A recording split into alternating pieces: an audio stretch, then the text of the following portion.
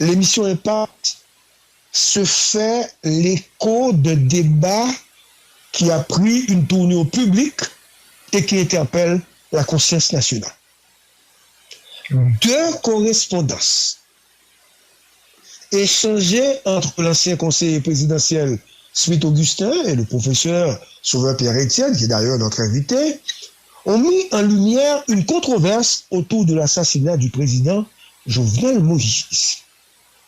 De sa lettre du 20 février, Smith Augustin a dénoncé avec fermeté les propos tenus par le professeur Étienne lors de l'émission Le Point du 9 février. Il y voyait une mise en cause directe de son nom, l'associant à l'octroi de visa à des mercenaires colombiens impliqués dans le magnicide.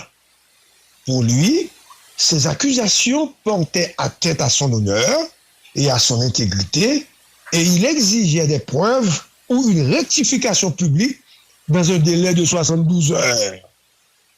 C'est-à-dire, honneur atteint dans le dossier ça, mais dans l'autre dossier, pas de honneur qui atteint, parce que le dossier ça eux-mêmes, il semblait pas toucher honneur du tout. Donc, la réponse du professeur Étienne, datée du 21 février, ne s'est pas inscrite dans la voie d'une rétractation. Au contraire, elle a réaffirmé la nécessité d'examiner les responsabilités institutionnelles dans un crime transnational d'une gravité exceptionnelle. Le professeur a précisé que ces propos ne visaient pas à imputer une commission directe du crime à Smith Augustin, mais à interroger son rôle diplomatique et son devoir de vigilance dans un contexte régional marqué par des menaces sécuritaires. Ainsi, nous sommes face à deux lectures opposées. D'un côté, un ancien diplomate qui réclame la protection de son honneur et la clarté des faits, et de l'autre, un intellectuel, bon intellectuel, vous entendez, qui insiste sur la nécessité d'une recherche rigoureuse de la vérité, au-delà des formalismes administratifs. Donc, ce contraste illustre la tension entre la défense individuelle et l'exigence collective de transparence dans une affaire qui continue de hanter la mémoire nationale. Le délai fixé par Smith Augustin est désormais écoulé.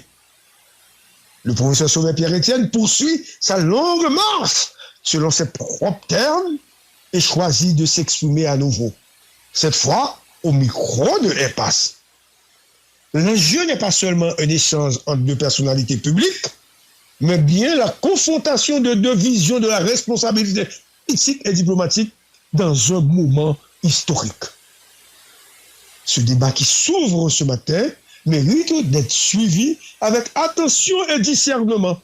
Il ne s'agit pas de trancher dans l'immédiat, mais de donner à entendre les arguments, les nuances et les convictions du professeur Sauveur Pierre-Étienne. Car au-delà des personnes, c'est la quête de vérité sur l'assassinat du président Jovenel Moïse qui reste au centre de toutes les préoccupations.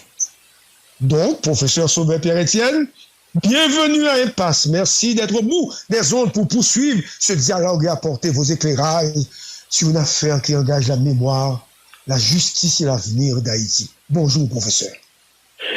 Bonjour, GPPC. M'a profité saluer M. Yves, M. Désir, M. Agoudou.